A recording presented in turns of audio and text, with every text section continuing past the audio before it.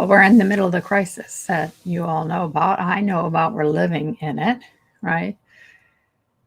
I went out today for a walk around the block just to get some fresh air and to be in the sunlight, and it felt so good to be, soaking up the warmth which is coming in. Then I listened to a little news and I felt myself get riled up again. It happens so easily, doesn't it? There's so much anxiety and stress in the air and in the news. All important because we do need to know. We need to know what's happening. We need to know how stressful it is and how horrible it is and the potentiality of how horrible it is. So the more we can stay calm, the better off. And I'm saying this to myself as well. Part of the reason why I'm doing this is to share what I do. And also, I feel really committed to creating a space as much as I can. I'm going to try to do every day something, a practice that people can land in their body, breathe, create some more room. Because what happens when we're anxious, happens when we're fearful, is we clamp down on everything. The fear takes over. Our kind of either try to dispel it by being loud and activate it out there, or we crawl into our skin and try to disappear inside ourselves, and we freeze, shut down, and withdraw. And what we need, we talk about, flattening the curve. We need to flatten our curve. Instead of being like this, we need to have cycles inside that are easy and balanced. And when we do that, we know from the research that we create coherence inside. So that when our breathing is even and smooth and relaxed, all our organs inside start moving in that same rhythm and flow. And we literally start calming ourselves down. So I thought that's something we could do together, either now or later on, or consistently, like make that as a practice, which I'm practicing doing as well. It's been my practice for a long time. And I was thinking about how when I lived at the ashram years ago, this would have been in the 80s and 90s when I lived in the ashram, we were practicing all this and we didn't have a lot of science to back it up then. We had some physiological science. Prabhakar Jeffrey Migdal was our medical doctor there, and he helped us understand the endocrine system and how things work together. But we didn't really get so much that is now vibrantly alive for us about breathing and how important it is. What we do know, and probably we always knew back then, is that when we lengthen the breath, we lengthen out, we pause, and things get a little bit better, right? So let's do that now. As you take a breath in, and just feel, not like stuff yourself with breath, just take a breath in and then just gently letting it out. And take your time letting it out. Let the breath be long and as long as it possibly can, and then pause slightly at the bottom of the exhalation. Okay? Then letting the breath come in just naturally, like as you exhale completely, then there's space and the lungs naturally bring in the breath. So bringing in the breath. Pausing maybe at the top of the inhalation, and then just it's like you're letting things roll up to the top, then you pause and you let the breath out again. And each cycle then is there. Oh, that's so great to see Lynette and Gwen. How great. So, yeah, I just noticed I put my hand there on my heart. That's often what we need and want, is a chance to breathe and put our hands, feel ourselves physically here. We can get so displaced in time and space when there's anxiety and stress. So sometimes it's really important to just feel ourselves right here in this physical space, and this physical space of our body. And taking a breath in and letting the breath fall out just normally and naturally leaving. And there's a cycle the researchers have seen, which is about 5 breaths in and 5 breaths out. Just slowly breathing in and then exhaling, breathing out. Breathing in and breathing out.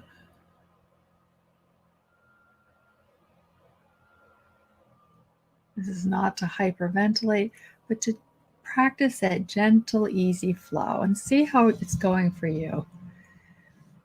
Breathing in and breathing out. Not trying to do anything, but just letting the breath have its pace. In compassion focused therapy, we call this soothing rhythm breath.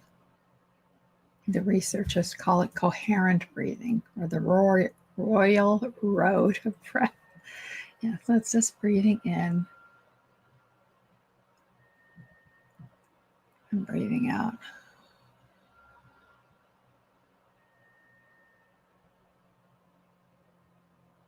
Letting the body take its time and space. Breathing in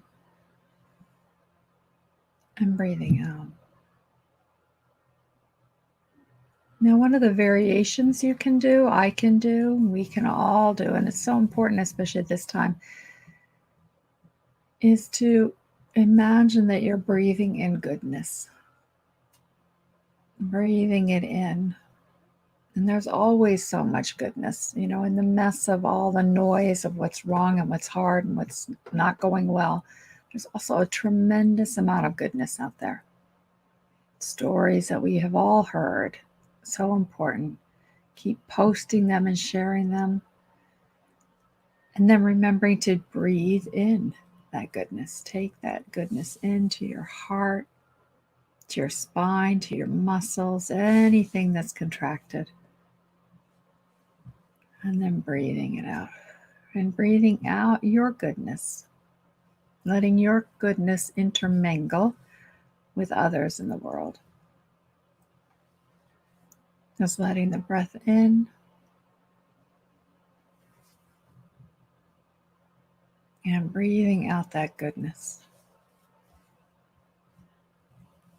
Years ago, I had a meditation teacher, a Lapsang, who is now a head of a monastery in, not a monastery, an orphanage up in, way up in the mountains of India. And actually, he's doing amazing stuff there. You should know about him. But he would talk about our bodies are a washing machine where we take in and we become aware of what's not working, what is hard. And our body, our heart, recycles that, cleans it, clears that, and we breathe out more goodness, light, pink, vibrant love. And then we become a vehicle we become attuned and connected to where there's love out there and goodness out there, and we breathe that in.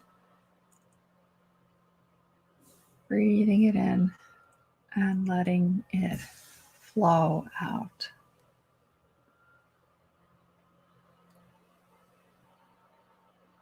And I'd love to hear how your body is doing, how your heart is doing as you're doing this. The post and a comment, and let's hear, like, how is your body slowing down? Is there nothing changing, which is totally okay as well? Marcy's saying, love this, especially right now. Right, no, Marcy, I know that so well, right? Right, so important. All right, to breathe in goodness. Like we just see Marcy there. Breathe in the goodness that Marcy is, and then let's send her goodness. Let's offer her goodness. Every one of you that's there right now, breathing in, breathing out. There's goodness there. Let your body learn the vibration of goodness. It's literally, we're in the practice of teaching ourselves, teaching our body, mind, and heart to absorb even more goodness, even more kindness. Right? So as you breathe in, slowing down your breath on the inhalation, releasing the breath on the exhalation. Oh, there's Sharon saying, really appreciate your calm presence, Deirdre. And I know people like Sharon out there, so many of you are doing so much in the world to calm down other people, to be supportive for other people. So many of you have so much on your hands. So let's just take a breath in and bring that goodness in, and then offer it to Sharon, to Jenny, who's here right now with us. Just offer each one of you a lot of kindness and goodness. Breathing in. Yeah, there's Andrew. They're saying, I didn't realize I wasn't really breathing until I stumbled across you. Yeah, Andrew, I understand, right? Right. So let's just breathe out, sending kindness and goodness to Andrea. For each of us to connect more and more fully and deeply with our bodies and our hearts. Letting our mind be held in the great basin of our body. And our body reverberating with kindness, the goodness of our heart. Yeah. If all you do is lengthen the exhale, that's the most important thing. Just lengthen, because we tighten up, we get so constricted. We need to let the breath be longer and deeper. And just naturally breathing in a little bit more, absorbing, and breathing out. So I've had this idea to create as much free stuff as I can to support everybody. And I have some audios I want to make on finding that secure space inside, using everything I've learned, hypnotherapy, yoga, meditation, attachment theory. I'm going to try to bring it all together, and I'll be posting it, but I'm going to post it actually on a new group I'm doing, which I'll put in the Facebook chat. It's called Grow, Develop, and Flourish. So if you want to get that, be part of that, and really committed to finding a way for all of us to share our goodness rather than being caught in fear. So I'm going to be doing that. And I'd love to have you join me there and just create a conversation that's a counter conversation to the fear that's out there. So anyway, once I start being with you and seeing you, I feel the love and want to send you more love, and I'll be thinking of you and sharing love and connection and goodness. So anything I can do with you. Sharon saying, can you share what you do during your hand washing? Actually, I will. Sharon heard me say this on another group the other day, is that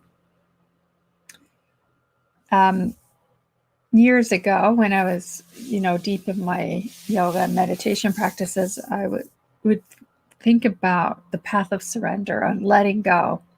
And, when we try to catch water in our hands, you know how hard it is. We can clench our fingers up really tight to just not let any water go through. But it flows through. It drips out. Water is like that. It drips out.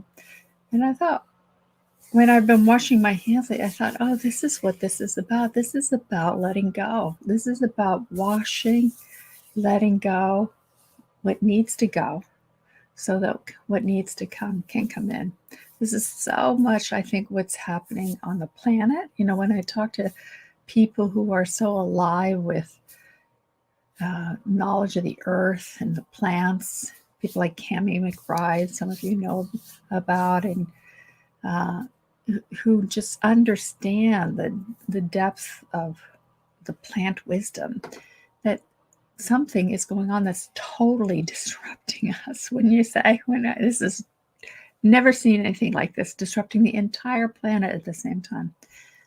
So something's being let go. Something is going so that something else can emerge. Something will come through. So that's what I do when I wash my hands. Is it's a blessing of like, okay, let me let go of what I need to let go of so that something new can come through. Something new. And I can already see something that happening in my own life as I've been learning to deepen into trust and deepen into